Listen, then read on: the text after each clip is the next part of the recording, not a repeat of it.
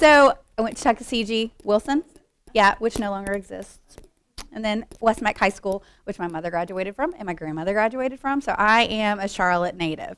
My great-grandfather used to have a grocery store where the Carolina Panther Stadium is right now. Unfortunately, they didn't hold out and make all that money. But you know what I'm saying. We've been here a long time. So I've seen the growth and development of this city.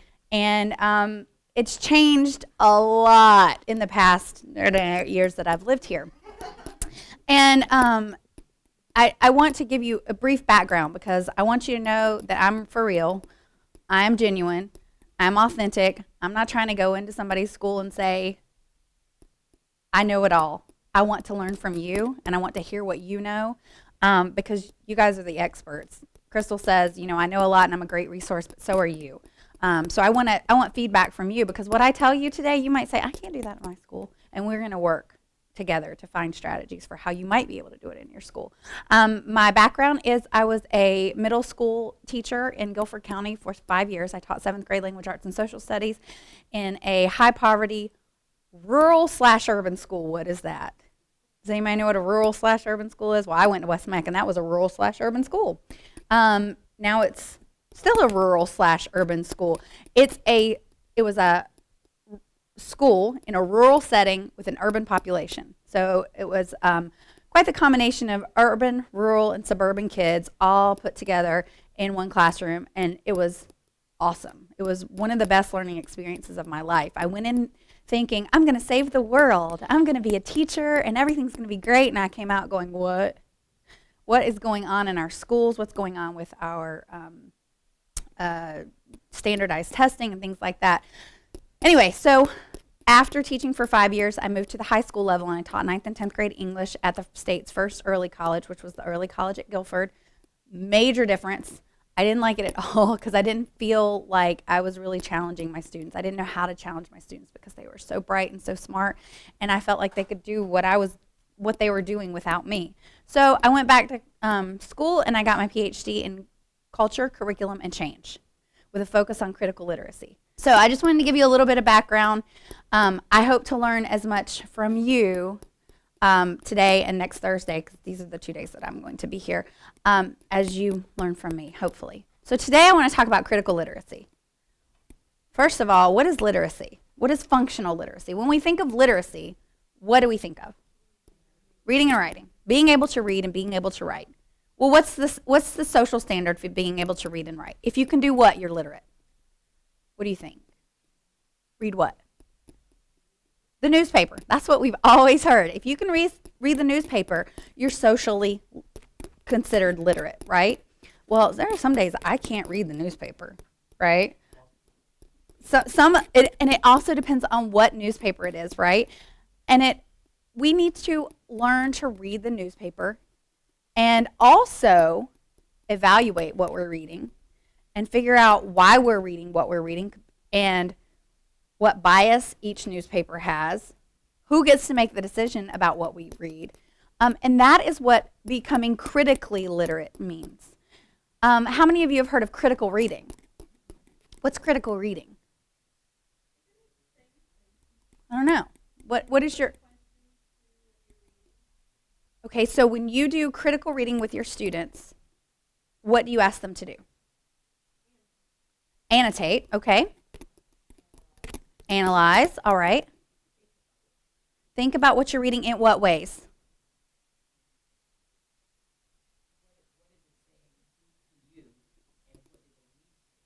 Okay, so kind of like Louise Rosenblatt's idea of the reader response theory, okay? So critical reading and critical literacy are envisioned in two different ways. And that's where there's a lot of confusion around this idea of critical literacy. When I started learning about critical literacy, I was like, well, I do critical reading with my students. I don't understand how this is any different.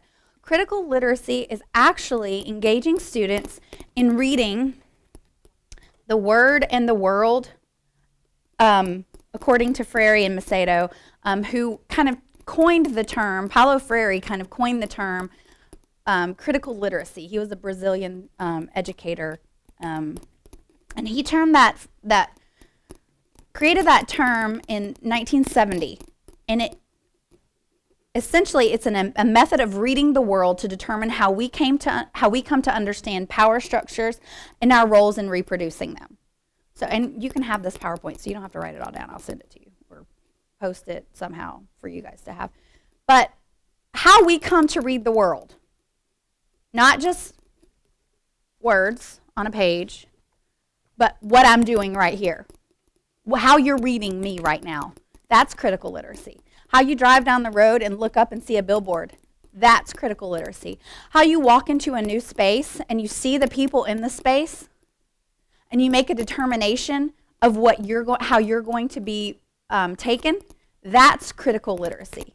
Watching a television show and seeing certain faces and not seeing others, and seeing certain stereotypes of certain faces and having those reinforced through the television show, that's critical literacy. So I'm going to blow your mind. Once you're critically literate, you can't turn it off, and it will drive you nuts, but in a good way. It'll really have you think about the way our society is set up to have some people fail and some people succeed. That's just the way it's set up. Our social structures, our political structures, our economic structures are all set up for a reason, and they all have these underlying tensions that if you learn to engage your critical literacy, you can analyze what you see and see what those underlying tendencies are. What causes success? What causes failure? So being critically literate implies the development of a meta-language for analyzing textual codes and thereby the ways in which students construct and position individuals within particular narratives, sites, and worlds. So what I'm going to ask you to do today is think about how you're positioning your students. If not you, then the curriculum you use, if you're not selecting your own curriculum. I think a lot of you probably are those people who close your door and teach. Raise your hand if you close your door and teach. Okay. You might already be doing much of this, so I may not be teaching you anything new, but I want to hear how you're doing it. In the article that you were given to read for today, and if you didn't get around to it, I completely understand. Doctors Avila and Moore talk about how you engage students in development of critical literacy with the foundations of the Common Core state standards. And they cite Lewis and Seeley, Flint, and Van Sloyce. And they say that these researchers synthesize the definitions of critical literacy as consisting of 4 related components: disrupting the commonplace, disrupting the norms, disrupting the status quo, interrogating multiple viewpoints. So not only providing that one novel that you use every 6 weeks, 8 weeks, but also providing a variety of different viewpoints around the same topic. Focusing on socio-political issues. Why are those social structures set up the way they are? What I just mentioned. And taking action and promoting social justice. So there is this kind of advocacy and active social action role involved with critical literacy. An agent of change, if you will. The teacher's role in a critical literacy classroom is to develop a sense of community. Because I'm sure, as all of you know, if you don't have a sense of community within the walls of your classroom, you can't take risks. There's not as much respect. There's not as much appreciation for other viewpoints. You have to have a sense of community in order to attempt to develop critical literacy with your students. You have to uncover the interests, concerns, and issues students face. And by issues students face, I mean, poverty, death, bullying. What are some other issues that your students are facing? Hunger. What else? Homelessness. What? Stability. Parenting. And really helping these students to become advocates for themselves. You will advocate for them, I'm sure, but becoming advocates for themselves and seeing that even the second grader can be a change agent. So this is what critical literacy is about. Having them looking at the world and figuring out, hey, this is my role in this world. I'm going to empower myself. I'm going to be empowered to make a change. To provide curricula that is representative of the many voices and backgrounds of students. I know you've been talking about culturally responsive teaching. So critical literacy takes into account culturally responsive teaching. It is kind of an unsaid component of critical literacy. To create a platform or space where students can interrogate these issues and critique the messages and representations of society to which they are exposed daily. How many hours do kids watch TV? But there are only so many things that we can, protect our kids from. We can't protect them from the commercials. I can't protect her when she's listening to music on the iPod in her room doing ballet in her bedroom. I can't protect her against some ad that pops up. I can't protect her against what she sees when we're driving down the street. I can't protect her against the language she hears at the pool. I can't protect her against anything, but I can teach her how to interpret these things. I can. When I said the S word this morning, she goes, "Mommy, that is a bad word. We don't say that." I can teach her that. I can teach her how to know when is the right time to say something and when is not the right time to say something, and why adults can say something but kids can't say something. But then I can teach her to say, well, why can't I say it? Why don't I have the power to say it? So this is what we're trying to teach our kids how to do, how to take the power and apply it and understand why there are certain social structures that have us work in these roles. All right, commonly used teaching methods for developing critical literacy. I think it was 2006, Edward Berman wrote this article for the Journal of Adult and Adolescent Literacy. Adolescent and Adult Literacy, anyway.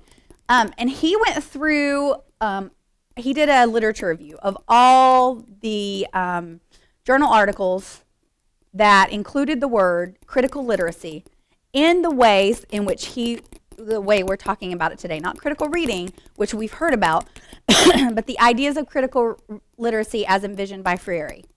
And he found that teachers were using it, maybe not calling it critical literacy, but were using it in certain ways. They were reading supplementary texts, not just that novel that is required by the state or your county or your school. Reading texts by authors that may not be part of the mainstream, that old guard. Reading multiple texts, not just reading one perspective.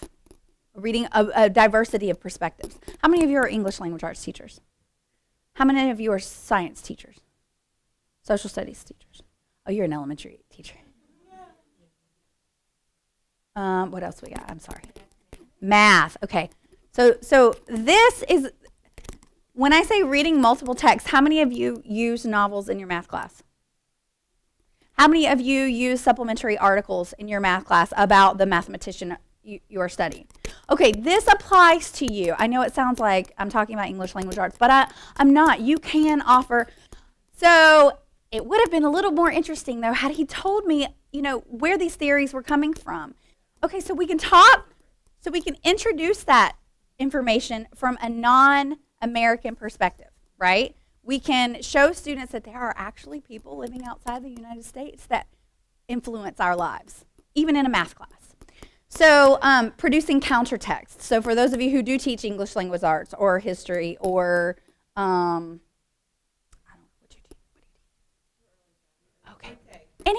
Anything, right? So the Little Red Hen, I just taught that last night in my methods class. The Little Red Hen is an elementary school book, right? That tells about this very capitalist idea of a hen. She did all the work, and then nobody wanted to help her, and then they wanted to reap all the benefits, and she said, no, I did all the work. I get to reap all the benefits. And then the socialist idea comes through. I'm going to help her out so I can eat the bread. So everyone pitches in, and everyone becomes part of, this community that makes the bread and gets to enjoy the bread.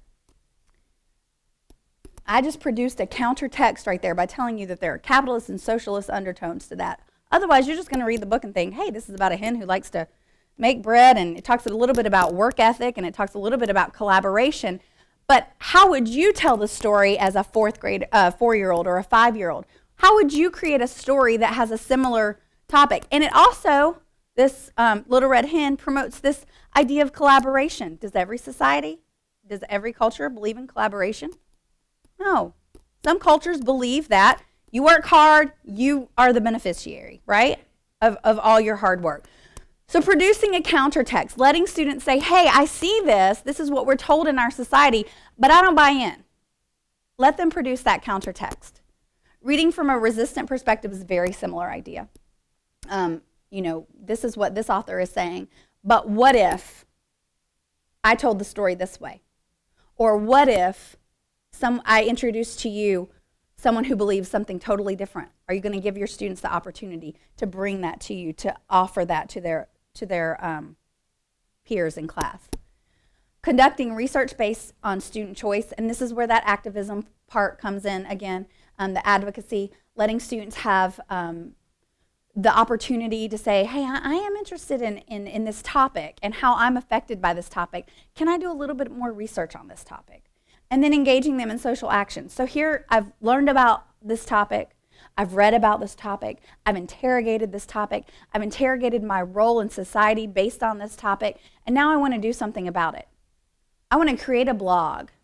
And I want to promote that blog on my Facebook page and on the school website. Can I do that? Can I educate people through my own research? So these are the most common methods of engaging students in the development of critical literacy as determined by Berman in 2006. There are much more since 2006 with the advent of technology and digital literacies. So you throw that layer on there and you have more opportunities, I think, for becoming a change agent, for engaging in social action, because you can type something up, publish it like that, which gives your students power as well.